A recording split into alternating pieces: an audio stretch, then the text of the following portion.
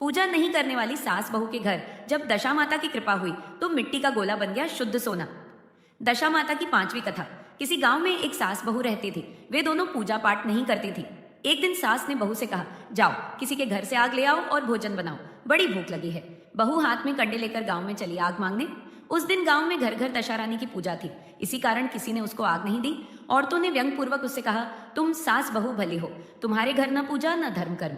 बड़े फजर चूल्हे पर नजर सवेरा हुआ नहीं कि आग लेने आ गई। आज पूजा हुए बिना कोई आग नहीं देने वाला।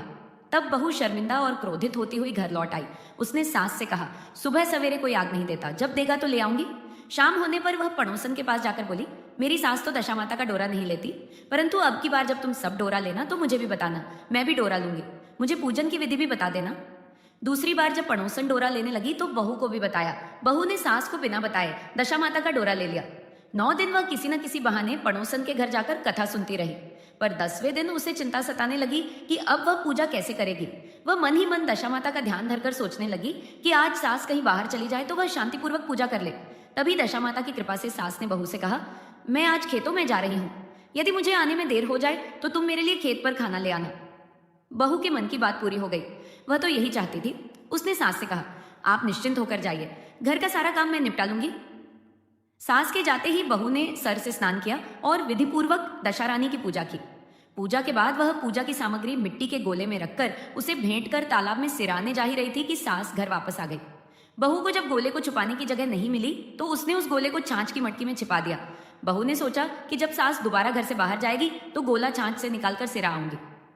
सास ने आते ही बहू को आवाज लगाई, इतनी देर से क्या कर रही थी, तू मेरा खाना लेकर खेत पर क्यों नहीं आई? बहू ने उत्तर दिया, आज मैंने सिर से स्नान किया है, उसी से देर हो गई, आप हाथ मुंह धोकर बैठे, मैं भोजन परोसती हूँ। सास का गुस्सा कुछ शांत हुआ। वह हाथ मुंह धोकर चौके में बैठी ही थी कि उसका बेटा आ गया। वह भी माता के साथ चौके में भोजन करने को बैठ गया। माता ने जैसे ही भोजन समाप्त कर उठना चाहा कि बेटे ने कहा, मुझे तो छाछ चाहिए। माता ने बहू से कहा, बहू छाछ लेकर आ। बहू ने कहा, आप ही छाछ दे दो। माता छाछ लेने गई, परंतु ज्यों ही उसने छाछ की मटकी उठाई कि उसे उसमें कुछ दिखाई दिया। सास ने जब हाथ डालकर देखा तो एक बड़ा सोने का गोला था। सास ने बहू से पूछा, अरे इसमें ये क्या है, इसे तू कहाँ से लाई है, यहाँ क्यों छिपा के रखा है? अब मुझे पता चला, इसलिए तू छाछ नहीं देने आई। बहू बोली, मैं क्या जानूं, मेरी दशा माता जाने। मैंने आपसे छुपाकर दशा माता का गंडा लिया था, चोरी से पूजा की थी। मैं गंडा सिराने जा रही थी कि आप आ गई, तब मैंने उसे छाछ की मटकी में छिपा दिया था। दशा माता ने उसे सोने का कर दिया, तो इसके लिए मैं क्या करूं? सास ने बहू को गले से लगाते हुए कहा, अब मैं भी तेरे साथ गंडा लिया करूंगी और विधिवत व्रत और पूजन किया करूंगी। हे दशा माता, जैसे तूने मुझे दिया वैसे ही अपने सब भक्तों को देना। बोलो दशा माता की जय।